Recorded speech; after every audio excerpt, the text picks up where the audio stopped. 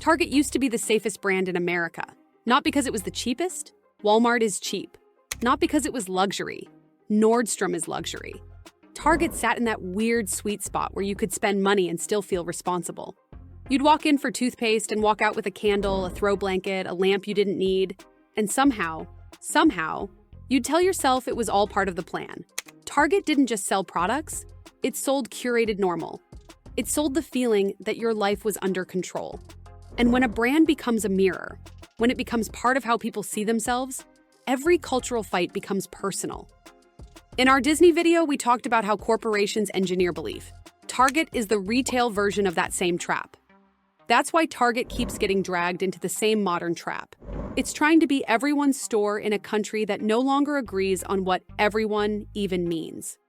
One group wants brands to signal values. Another group sees that signaling as ideology. And the third group, the group that matters most, isn't political at all. They just want the store to feel easy again. Clean aisles, good lighting, a checkout that doesn't make you regret leaving the house. But in May 2023, Target did something it almost never does. It blinked. After backlash and confrontations tied to Pride merchandise, Target said it would remove or relocate some items, citing concerns for employee safety. That detail matters because it moves the story from online arguing to real-world friction. Not tweets, not comment sections. Actual conflict inside a retail space built to feel calm. And once the calm is gone, the magic is gone. Target without the vibe is just another big box, which is terrifying because Target's whole business model is the vibe. This is the story of how Target became a lightning rod for woke and DEI debates, why disappointment with the brand keeps compounding, and why the company's biggest risk isn't one bad quarter. It's becoming a brand that stands for nothing, while still being punished as if it stands for everything. Because here's the twist. The house edge in this story isn't math. It's brand architecture. The way you build a brand determines what happens when the crowd turns. Target's real product was never just merchandise. It was emotional permission. Permission to spend a little extra because the store felt better. Permission to buy the fun thing because it looked tasteful. Permission to tell yourself, this isn't reckless, this is curated.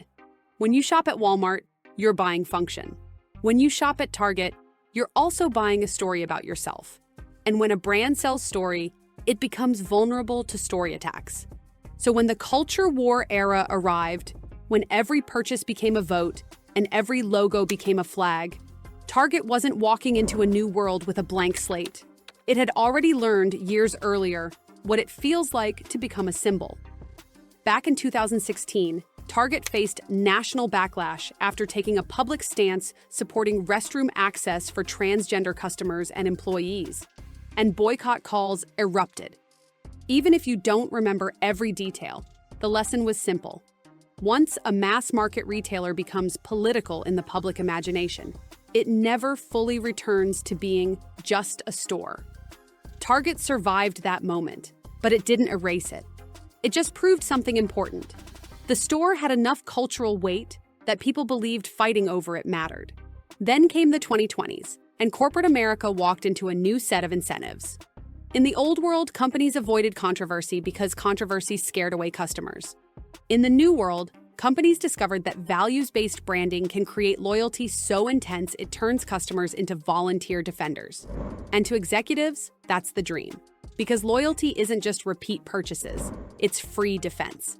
When the brand gets criticized, fans show up. When the brand raises prices, fans rationalize it. When the brand makes a mistake, fans explain it away. It's an emotional subscription. But the modern twist is brutal. The same mechanism that builds loyalty also builds enemies. And enemies don't just complain anymore. They coordinate, they clip, they caption, they perform. Because outrage isn't just emotion now.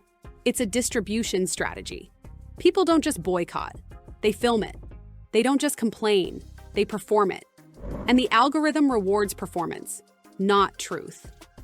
That's why this story can't just be Target went woke or Target didn't go woke enough. That framing is the comment section version.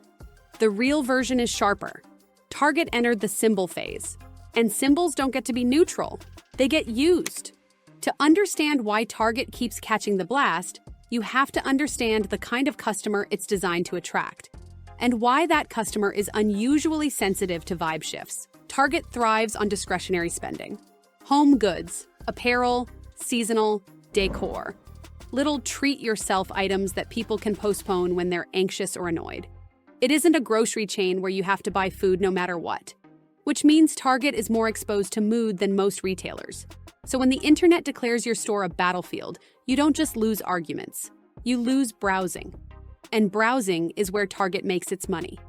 Because the entire Target experience is engineered around one habit. You came in for one thing, but the store will gently accidentally turn it into 12 things. That's why the lighting matters. That's why the layout matters. That's why the seasonal section is basically a trap. Linger equals discovery. Discovery equals impulse buys. That's the machine. And the outrage era breaks the machine because it injects discomfort into the environment. When a store becomes a cultural flashpoint, lingering becomes harder. Browsing feels tense. People want to get in and get out. The visit stops being an experience and becomes a task. And when Target becomes a task, it becomes replaceable. Now add the corporate layer that most people never think about. When a company is big enough, it has multiple audiences who all want different things. Customers, employees, investors, activists, politicians, local communities, partner brands. Executives end up playing a constant balancing act. Signal enough values to keep some groups happy, but not so much that you trigger backlash. Avoid backlash, but don't look cowardly. Adapt quickly, but don't look inconsistent. It's a tightrope where every step gets filmed, and that's how you end up with a company that looks fake no matter what it does. Then 2023 happened. Target rolled out Pride merchandise and faced intense backlash. The situation escalated to the point where Target publicly cited concerns for employee safety when it decided to remove or relocate some Pride items. That created the worst possible framing for a mainstream retailer. One side, this proves Target pushed an agenda. The other side, this proves Target has no spine. And normal shoppers. Why is Target on the news? That last group is the silent killer. Because they're not loyal to a political narrative. They're loyal to convenience, comfort, and habit. And once a store becomes stressful, habit breaks. Target's response didn't calm the situation. It hardened the narratives. Because the outrage economy doesn't reward resolution. It rewards escalation. The viral version of the story is never, "We found a compromise." It's always, "They're coming for you," or "They're erasing people," or "This company hates you," or "This company is lying." Different sides, same structure, moral certainty, simplified villains, a call to punish. And punishment is easier than ever, because in the modern consumer world, you can join a pile-on without leaving your couch. You can feel like you're doing something by switching where you buy paper towels. This is why boycotts today don't behave like boycotts used to. Traditional boycotts were hard. You had to coordinate, you had to sacrifice, you had to keep it up. Modern boycott culture is often lightweight. It's closer to identity signaling than sustained economic strategy. But even lightweight movements can hit a retailer like Target, because Target's advantage isn't price. If price is what you want, you have alternatives. Target's advantage is that you feel good spending there. If you remove the feeling, Target becomes vulnerable from every angle at once. And once you're vulnerable, the story doesn't stay cultural. It becomes operational. It becomes legal. By 2024, Target was reportedly adjusting how it handled Pride merchandising, reducing LGBTQ-themed Pride merchandise in some stores, while still offering Pride items online, essentially tailoring assortments by location. That's not an ideology statement, that's risk management. It's a company learning in real time that physical retail isn't the internet. What works online can trigger real confrontation in a store. But even risk management has a cost in the symbol era. Because once you tailor values-based merchandising by location, you invite accusations of performative support. People notice patterns. They ask why it shows up here but not there, and what that implies about who the company thinks is safe, who is dangerous, and what values actually mean when they become a spreadsheet. So the brand takes damage either way. Carry it everywhere and you risk confrontation in some areas. Limit it and you risk looking like you're backing away. In the outrage economy, explanations don't matter. The point isn't to understand your action. The point is to treat your action as evidence of your moral character. And that's how you get a loop that feeds itself. Controversy creates backlash. Backlash forces operational changes. Operational changes create betrayal narratives. Betrayal narratives create more backlash. Backlash escalates into legal and investor pressure. In early 2025, Reuters reported that Florida's Attorney General sued Target. I'm Attorney General James Uthmeyer. Today, at my direction, the Florida Office of the Attorney General, along with America First Legal, is filing a class action lawsuit against the corporate retail giant Target for misleading shareholders and pushing a harmful leftist agenda at the expense of shareholder returns. Alleging the company misled investors about risks tied to its Pride merchandise and the backlash it faced. That matters because it shows how modern brand controversy doesn't just produce bad PR. It produces financial claims. It becomes a disclosure fight, a reputational risk argument, a court case. And once lawyers get involved, the company has even less freedom to speak plainly. Messaging becomes sterile. PR becomes compliance. And sterile messaging makes people trust you less, which makes outrage easier, which makes the cycle worse. Now bring in the DEI layer, the thing people keep arguing about like it's just one policy inside a company, when in reality it's become a national proxy war. In January 2025, Target announced changes to aspects of its DEI approach. Reporting described it as Target ending or adjusting certain DEI initiatives and goals as part of its belonging at the bullseye strategy. And the important part isn't even what you personally think about DEI. The important part is what happens to a mainstream brand when it tries to pivot in public. Because in 2025, a company can be boycotted for doing something, and then boycotted again for not doing it. That's not a bug. That's the new rule. If you are seen as a supporter and you pull back, some people call you a coward and a traitor. If you are seen as too political and you keep going, other people call you captured and corrupt. Either way, you're a symbol. And symbols get punished. After Target's DEI changes, Twin Cities Pride dropped Target as a sponsor, and the organization raised replacement funds through public donations, reported as over $50,000, after cutting ties. That's a brutal moment because it exposes the trap in one image. Target is headquartered in Minneapolis. It's historically been a major hometown brand presence. And now, even its local community alignment relationships become part of the controversy story. So Target gets hit from both sides. From the right, the 2023 Pride controversy becomes permanent residue. Once a brand becomes a symbol, some people don't need a new reason to stay angry. They just need a reminder. From the left, the DEI pullback becomes proof the company's values were marketing. And then there's the third group, the one that doesn't argue about ideology at all, but feels the vibe shifting and says something much more dangerous. Target used to be better. And here's where the story gets even more viral, because that sentence isn't about politics. It's about lived experience. People complain about long lines, messier stores, locked merchandise, fewer staffed registers, a checkout experience that feels like friction instead of ease. Some of those issues are industry-wide: labor pressure, post-pandemic habits, theft concerns, cost control. But the human brain doesn't separate them into categories.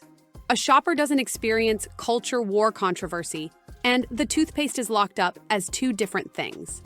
They experience it as one emotion: annoyance. And annoyance is lethal in retail because retail isn't sticky. It's not a subscription. It's not a closed ecosystem. You can leave.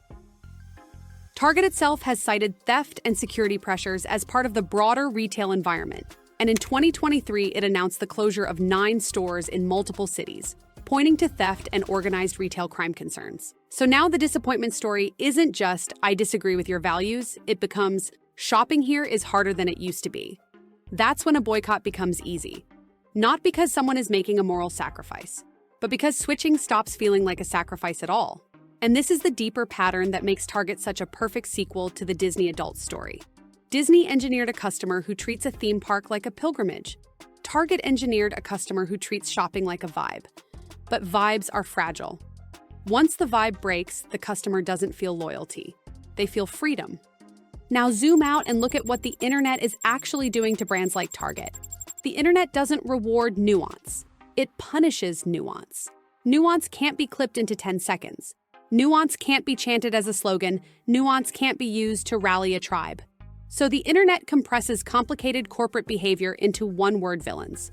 Woke, DEI, agenda, coward, fake. Those words are efficient. They're portable, they're emotionally loaded, and they let people feel like they understand an entire company with one label. This story is not Target is evil or Target is good. Target is trapped inside a machine that turns normal business decisions into moral theater. Because from Target's perspective, most of these moves are not ideology first. They're management, talent retention, consumer research, risk reduction, investor messaging. In other words, corporate behavior. But in the symbol era, corporate behavior doesn't get interpreted as just business. It gets interpreted as belief. And belief is exactly the kind of thing people punish. Now here's the part most viewers don't think about. Target's business model requires a very specific emotional environment. Target needs you to wander. Target needs you to browse. Target needs you to see the seasonal section and lose your sense of time. That's why guest experience is not a slogan. It's the engine.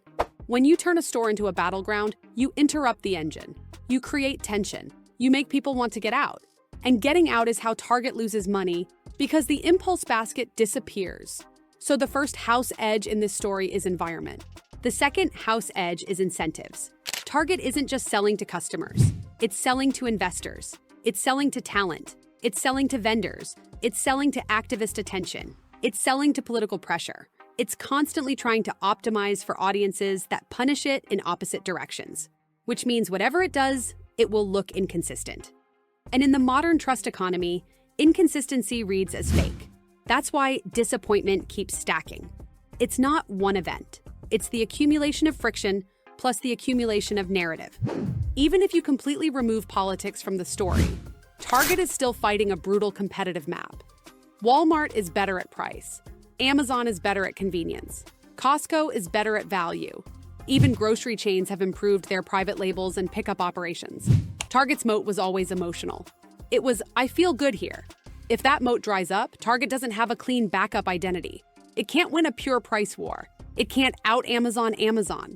So the stakes are higher for Target than for a retailer whose brand is already built on function. And that's why every controversy hits harder. Because it doesn't just damage reputation. It attacks the one advantage Target truly owns. And that's why the internet keeps returning to Target as content. Because Target is a perfect screen for projection. To some people, it represents corporate America trying to reshape culture. To others, it represents corporate America trying to profit off morality, then abandoning it when it gets inconvenient. To others, it represents the decline of the nice middle in American life. The idea that there used to be places everyone could share without conflict.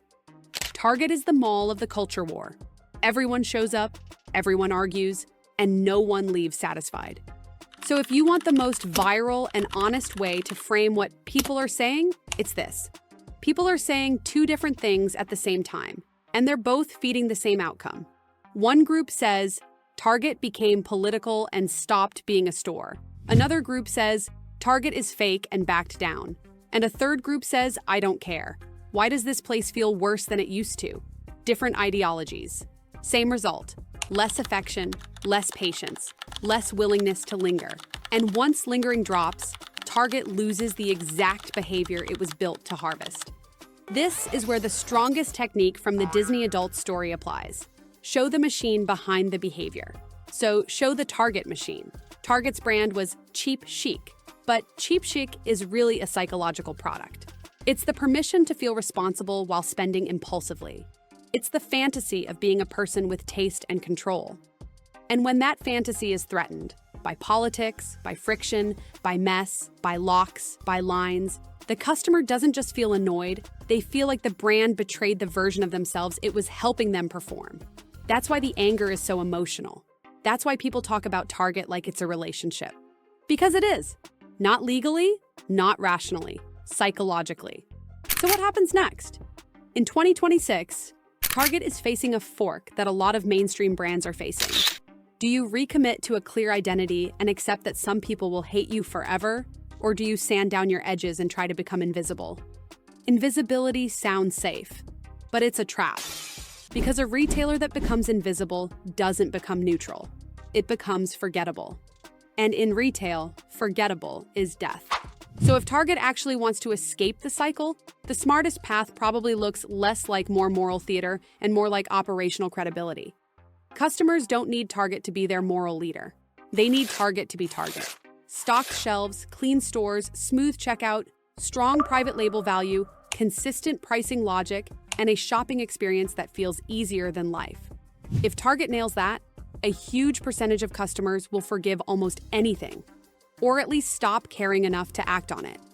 But if Target keeps slipping operationally while also stepping on cultural landmines, it creates the worst combination.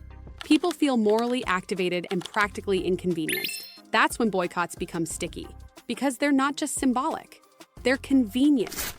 And that brings us to the real ending of the story, the part that makes this more than Target. Target tried to be the retailer that felt like a community, but communities come with expectations. And in the 2020s, expectations are weaponized. So when people say they're disappointed, they're not just talking about DEI. They're talking about trust. They're saying, I thought I knew what you were. And once customers stop believing the story, all that's left is price. Target cannot win a pure price war, which means Target's real battle isn't winning an argument online. It's rebuilding an identity strong enough to survive in a country that no longer agrees on what normal even means. Because the moment a brand becomes a symbol, it stops being allowed to simply be a store. And Target, more than almost any other retailer, built its empire on being a store that felt like a lifestyle. Now it has to prove that lifestyle still exists. And if it can't, the most safe brand in America becomes something else entirely. A brand everyone recognizes, everyone fights over, and fewer people actually love.